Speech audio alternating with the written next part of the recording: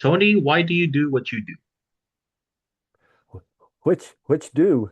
Um, I farm because for me, farming is first, it nurtures my soul.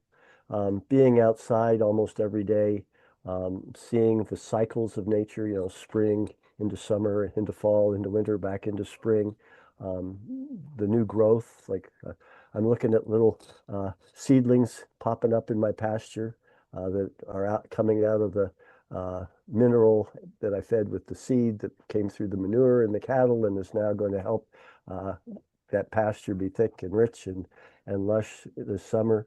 Um, it connects me spiritually to Mother Nature, to Mother Earth, um, and it nourishes me that way.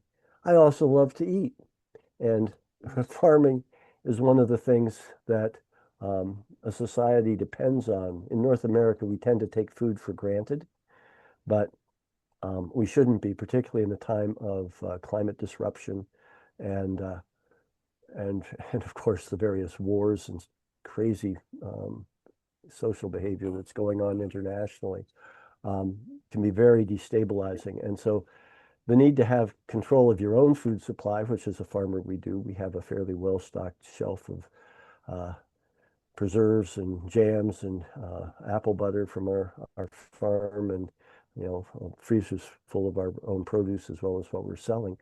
But we need to relocalize the food system and agriculture, and particularly regenerative agriculture or organic agriculture, ecological. There are lots of different terms, but an agriculture that is designed to try and work with nature, to build soil organic matter, to create healthy food systems that work with a healthy ecosystem and leave enough space within your farm operation so that you're keeping native plants and helping the insect population survive and the birds. And when they survive in balance, you don't have big pest problems. If you've got a healthy ecosystem, you don't have huge pests. It's when you have big monocrops or monocultures of crops that you're basically setting the table for that crop's pests, and you don't have the habitat for predatory and parasitic insects, and you don't have the habitat for birds that'll eat a bunch of insects.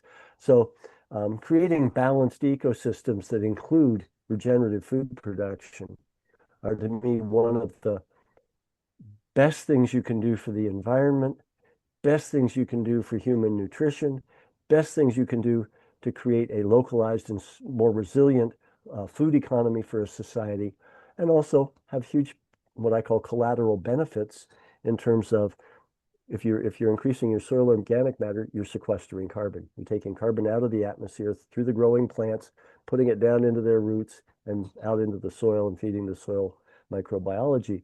But in addition, if you're building soil organic matter, you're creating more porous soil structure, which if you get a flood, is much better able to absorb that moisture, which reduces the flooding damage downstream in municipalities, roads, bridges, houses.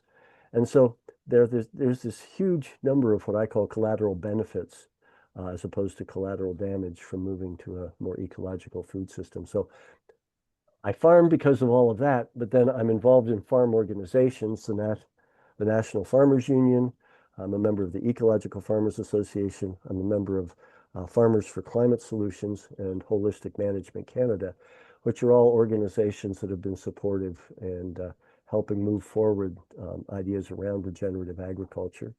And then I'm involved politically because while I believe we're going to have to work from the ground up, I think we could also be made so much better progress if we'd had provincial and national governments that were interested in helping to create a truly stewardship society, a sustainable society that works for its people and works with nature. And so, all those things are interconnected, but that's why I try and save some energy for all of them.